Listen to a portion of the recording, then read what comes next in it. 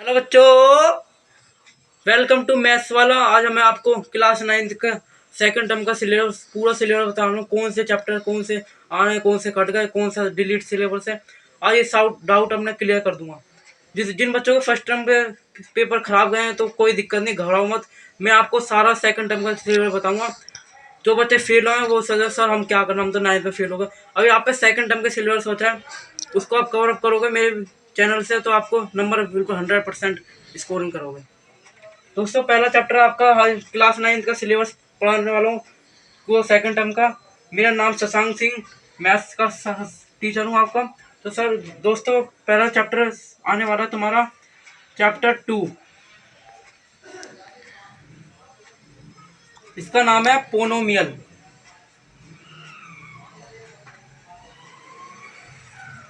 दोस्तों, ये chapter very very important है, वेरी वेरी।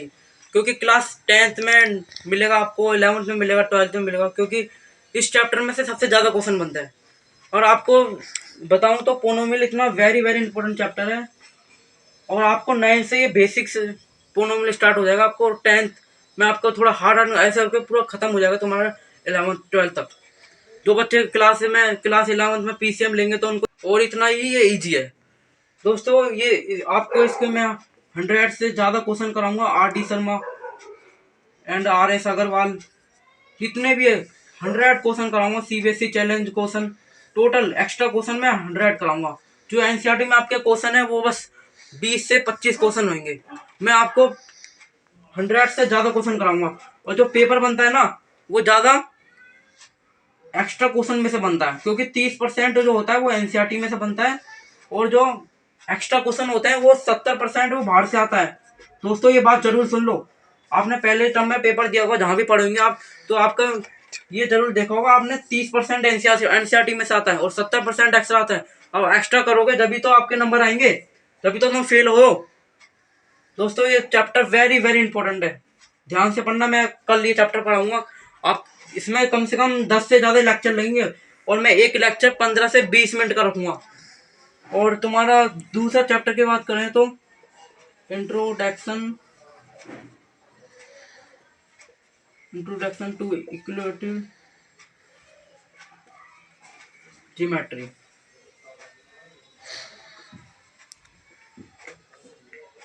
दोस्तों, ये चैप्टर भी वेरी वेरी इंपॉर्टेंट है, पर इतना इंपॉर्टेंट है जितना पोनोमियल इंपॉर्टेंट है। क्योंकि इसमें से आपको कम से कम 5 से 6 क्वेश्चन मिलेंगे। पोनोमियल के आपको 15 से 20 क्वेश्चन मिलेंगे, जो कि 30 से ज्यादा मार्क्स के आएंगे। और पोनोमियल वेरी वेरी इंपॉर्टेंट, सही अब भी बता रहा हूँ मैं। और आपको इक्वेलेटर ज्यादा इंपॉर्टेंट है, इस पे कम से कम 2 से 3 लेक्चर होंगे, इससे ज्यादा नहीं होंगे। अब थर्ड चैप्टर की बात करें तो थर्ड चैप्टर कौन सा आपका? कोऑर्डिनेटर।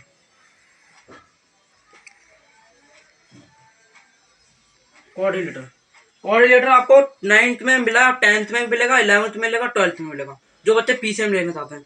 तो अभी से आपको ये घबराना नहीं है, बहुत ही ईजी है। जितना ही तुम हार्ड कहते रहोगे ना, उतना ही हार्ड बनेगा।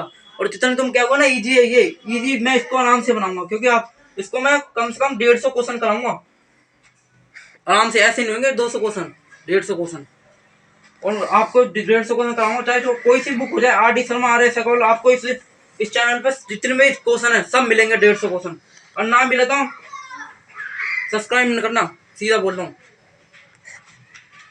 ये चैप्टर वेरी वेरी इंपॉर्टेंट है, इक्वेलेटर। इसमें आपको रेक्टेंगल, स्क्वायर, पैरेललोग्राम ये सब मिलेंगे आपको। रोम्बोस क्या होता है, रेक्टेंगल क्या होता है, रेक्टेंगल की भुजा अपोजिट साइड इक्वल होती है, सब कुछ आपको सब कुछ मिलेगा यहाँ पे, घबराना नहीं है।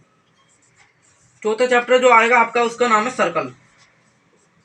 सर्कल आपने पहले भी पढ़ा होगा, 8th में चैप्टर है इसका, शायद 8 9 होगा शायद। ये चैप्टर पर आपका 8th क्लास में भी आप पढ़ के आएंगे, पर तुमको बेसिक कंसेप्ट क्लियर होंगे। पर थोड़ा 9th में हार्ड है।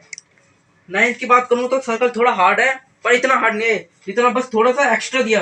8th में आपको थोड़ा कमजोर होगा, पर अब मैं ये आपके क्लियर डाउट कर दूंगा सर्कल के। सर्कल वेरी वेरी इंपॉर्टेंट, जितने क्वेश्चन है मैं इसके 100+ क्वेश्चन कराऊंगा, गारंटी है। फिफ्थ चैप्टर है तुम्हारा area of cube and surface.